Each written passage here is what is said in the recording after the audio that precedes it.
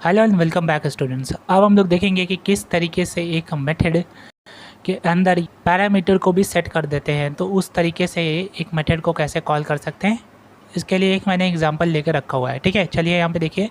सबसे पहले हम यहाँ पे क्लास बना देंगे। क्लास का नाम होगा मेरे कंप्यूट क्यूब डेमो। ठीक है, और यहाँ पे इसके अंदर पैरेंथेसिस ओपन होगा और यहाँ पे मैंने कर्ली ब्रेसेस ओपन किया और यहाँ पे एक मैंने मेथड लिखा है।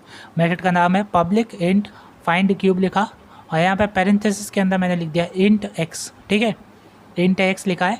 तो बच्चों यहाँ पे ज़रा देखिए कि ये जो मेथड की डेफिनेशन है, इस मेथड की डेफिनेशन के अंदर मैंने पब्लिक इंट यानी कि रिटर्न टाइप है, यानी कि ये पर्टिकुलर जब मेथड को चलाया जाएगा तो इससे एक पर्टिकुलर वैल्यू रिटर्न की जाएगी। जिस तरीके आप एक एक्सप्रेशन को जब सॉल्व करते हो तो एक एक्सप्रेशन से एक वैल्यू निकलती है, उसी तरीके से यहाँ पे एक मेथड से भी एक रिटर्न की जाएगी वैल्यू को। ठीक है, अब मैंने लिख दिया है इंट और यहाँ पे फाइंड क्यूब लिखा हुआ है। ठीक है, फाइंड क्यूब नाम का मेथड है और इसके बाद मैंने लिखा है पैरेंथेसिस के अंदर इंट एक्स।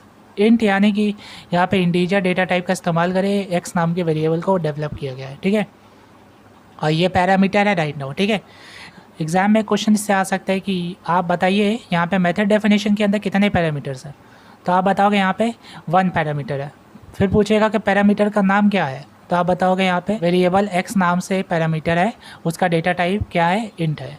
तो बस आपको इस तरीके से डेवलप करना है आंसर को भी। ठीक है, अब यहाँ पे हम लोग कर्ली ब्रेसेस ओपन करते हैं और इस मेथड के अंदर मेथड के स्टेटमेंट को लिखते हैं। ठीक है, मेथड के अंदर हम लोग बेसिकली अपने कोड को लिखते हैं जो कि हमें इसके अंदर प्रोसेसिंग करवानी है।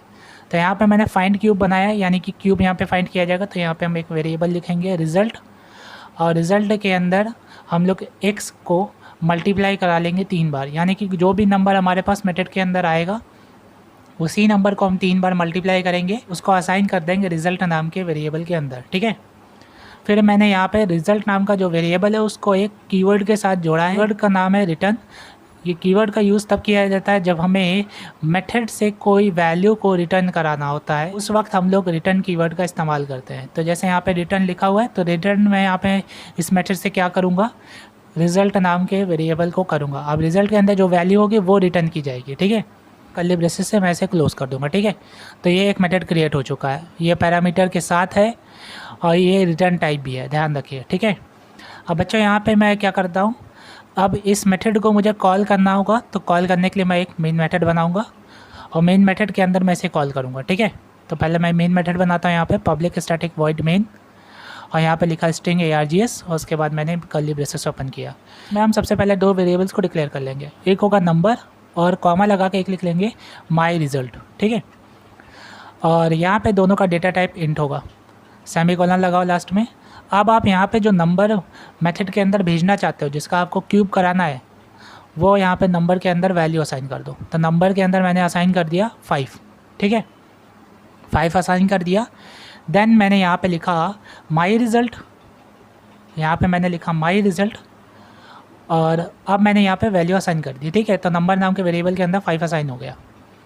देन अब हम क्या करेंगे, मेथड को कॉल करेंगे। तो मेथड को कॉल करते हैं फाइंड क्यूब।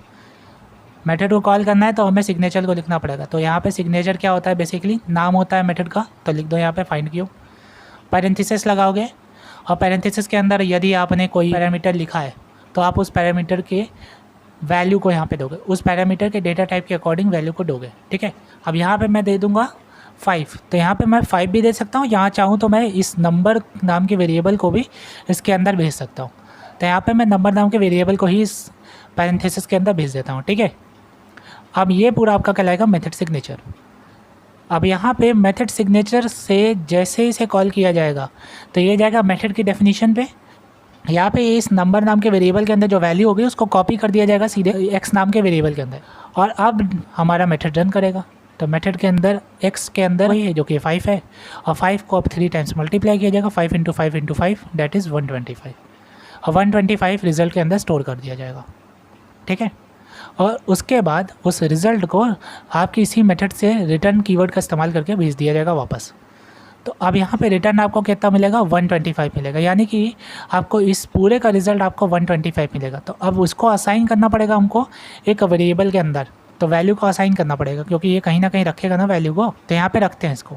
अब रखेंगे कहाँ पे हम लोग, यहाँ पे वेरिएबल जो बनाया है उसी के अंदर रखेंगे। माई रिजल्ट असाइनमेंट ऑपरेटर लगाएंगे और यहाँ पे इसकी वैल्यू असाइन हो गई। ठीक है, अब हम यहाँ पे प्रिंट करा लेंगे system dot out dot println, inverted comma के अंदर लिख लेंगे cube of, inverted comma close करेंगे, प्लस लिखेंगे, नंबर लिखेंगे, नंबर जो वेरिएबल है हमारा उसको लिखेंगे, प्लस लगाएंगे, इन्वर्टेड कॉमा के अंदर लिखेंगे इज़, इन्वर्टेड कॉमा क्लोज करेंगे, प्लस लगाएंगे और लिखेंगे फिर वेरिएबल का नाम माई रिजल्ट और पैरेंथेसिस क्लोज करेंगे। हो गया काम ख़त्म।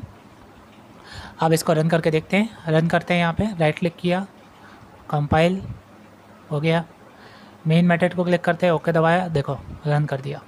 रन कर दिया, देखो रिजल्ट यहाँ पे क्या लिख कर आ रहा है, रिजल्ट यहाँ पे लिख कर आ रहा है 125 लिख कर आया ना रिजल्ट।